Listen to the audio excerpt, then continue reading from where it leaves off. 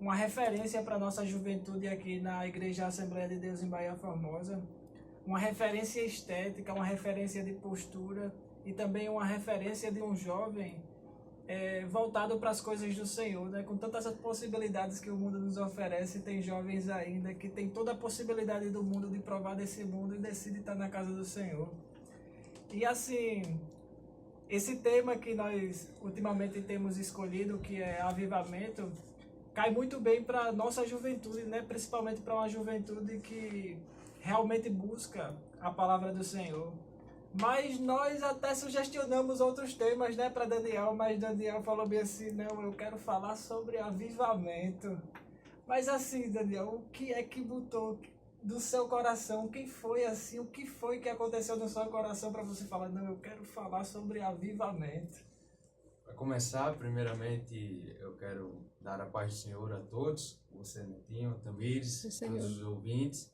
Deus abençoe a vida de vocês. Para mim, é uma satisfação estar aqui, é um prazer estar aqui juntamente com vocês, participando desse programa, que é um programa abençoado, que Deus ele tem abençoado e vai continuar abençoando e fazendo prosperar. Estar aqui é um prazer, como eu falei, depois de tantos homens de Deus ter já passado aqui, até o meu presbítero, o irmão Fabiano, Deus abençoe, se estiver escutando aí. E é um prazer para mim. Muitos outros homens, mulheres de Deus aqui passaram e estar aqui, para mim, é um prazer. E, Netinho, respondendo a sua pergunta, eu comecei, logo quando eu comecei a ministrar a palavra do Senhor, o Senhor ele me direcionava sobre um avivamento. E eu comecei a escutar diversas pregações que falavam sobre avivamento.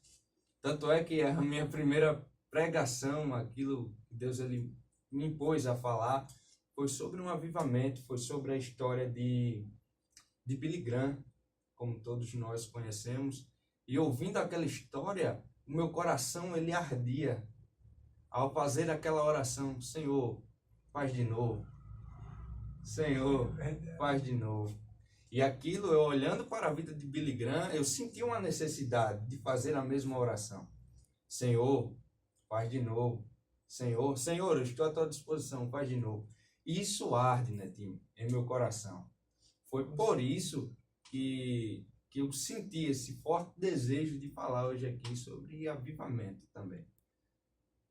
Mas assim, Daniel, como é que a nossa igreja atual, na sua concepção, ela espera esse avivamento que a gente espera na nossa igreja, assim, a Assembleia de Deus é um avivamento individual, um avivamento coletivo, um avivamento cognitivo, é um avivamento de manifestação de questões espirituais. Como é esse avivamento assim que a gente espera? O avivamento em que nós aguardamos é aquele avivamento de manifestações, qual foi descrito lá também em Atos, capítulo 2, cumprimento da promessa de Joel 2:28, com manifestações, mas só que existe um avivamento individual também.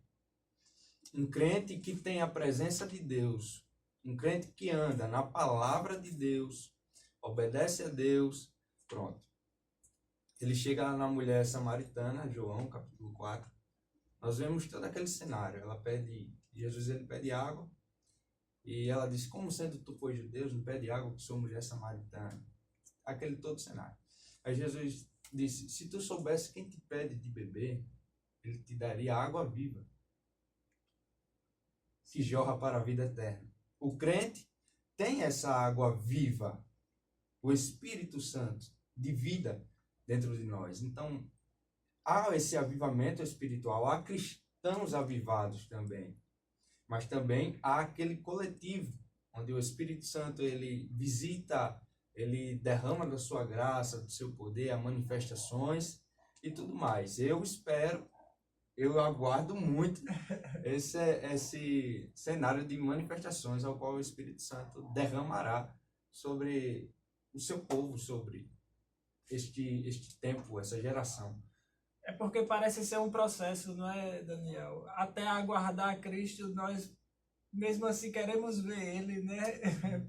Mesmo ele ainda não vindo em corpo presente, mas a gente quer sentir a manifestação dele, né? Do seu espírito aqui na terra, né? Sentir aquele fervor de ver pessoas sendo curadas, pessoas em massas sendo renovadas, restauradas.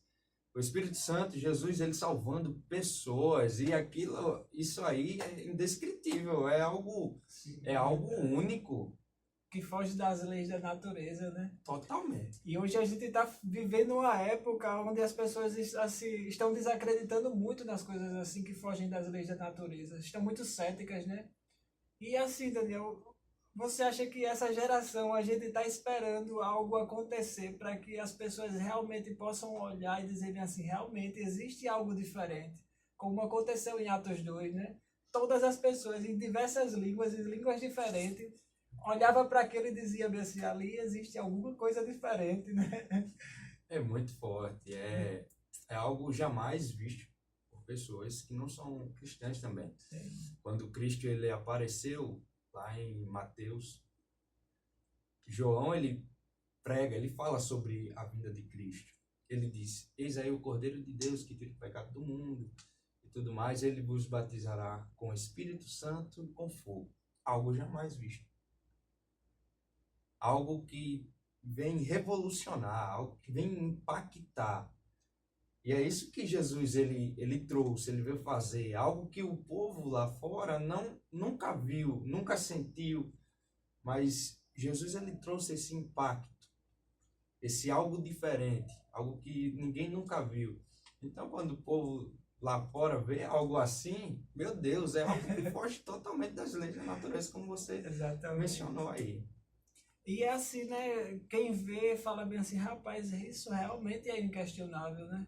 E muitos homens de Deus passaram nessa terra e eles materializaram isso, né? Pessoas que viam eles discursar, que viam eles falar, que viam eles andar, como o próprio Billy Graham, né? John Wesley, muitos outros que através da vida deles assim trouxeram um avivamento, é porque foram homens que quando abria a boca as pessoas diziam, rapaz, aí tem alguma coisa diferente. E o que é isso, Daniel, de diferente? Para quem é isso? Em quem Deus vai derramar isso de diferente assim?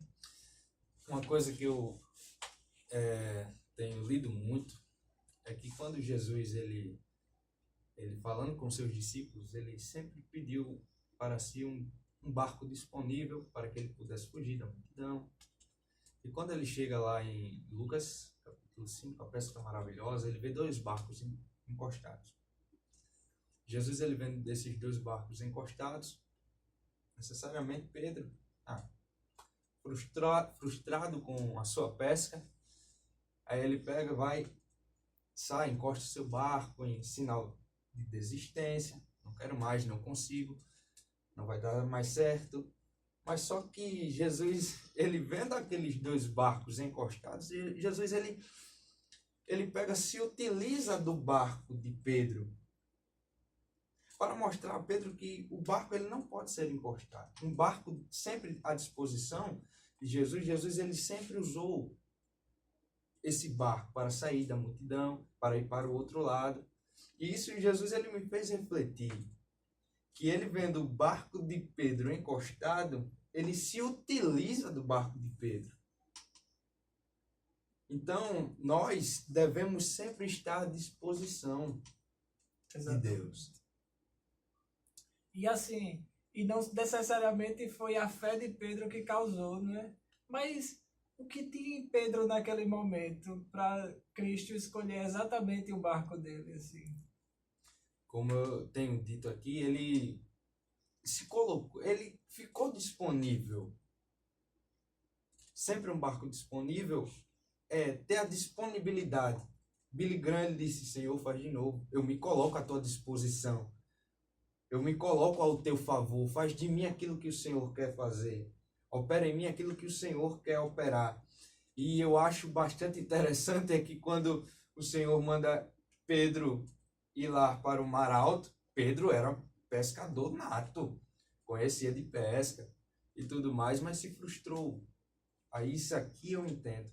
O Senhor manda Pedro ir, Pedro vai para o fundo, quando Pedro chega lá no fundo, o Senhor ele dá resultado. Porque o que temos que fazer é o seguinte: se aprofundar na oração, se aprofundar na palavra. E quem dará o resultado disso é Jesus. É o Senhor. É o Senhor que vai escolher o nosso barco, né? É interessante, sabe por quê? Porque ele conhecia de pesca. Tem muitos pregadores hoje, Netinho, que dizem, se eu falar isso, o Espírito Santo vai manifestar. Se eu falar isso, as pessoas vão se alegrar. Se eu fizer isso, se eu não pregar, as pessoas não vão ser salvas, não vão se alegrar. Se eu não louvar, as pessoas... Mas, meu irmão, quem dá o resultado... Exatamente, Daniel. O que você está falando é muito real mesmo, porque às vezes a gente está vivendo uma geração dentro da igreja também que, assim, estão se adequando muito aos moldes do mundo na maneira de pensar. Por exemplo, hoje os pregadores acham que vai tocar os corações das pessoas se eles lerem tal livro, se eles conhecerem tal língua, se eles falarem de tal jeito. Mas Deus falou que tirou esse conhecimento dos doutos e dos doutores e deu aos homens simples, né? Porque não é a manifestação daquilo que o homem pode conquistar. É a manifestação daquilo que o Espírito pode dar, não é? O Espírito pode dar. Isso é muito forte. Muito forte. E quando... Eu achei isso bastante interessante. Porque muitos acreditam nisso, Netinho. Se eu cantar, Jesus ele salva. Se eu não cantar, Jesus ele não salva. Mas a missão de Pedro foi apenas entrar no barco. Ir para o fundo.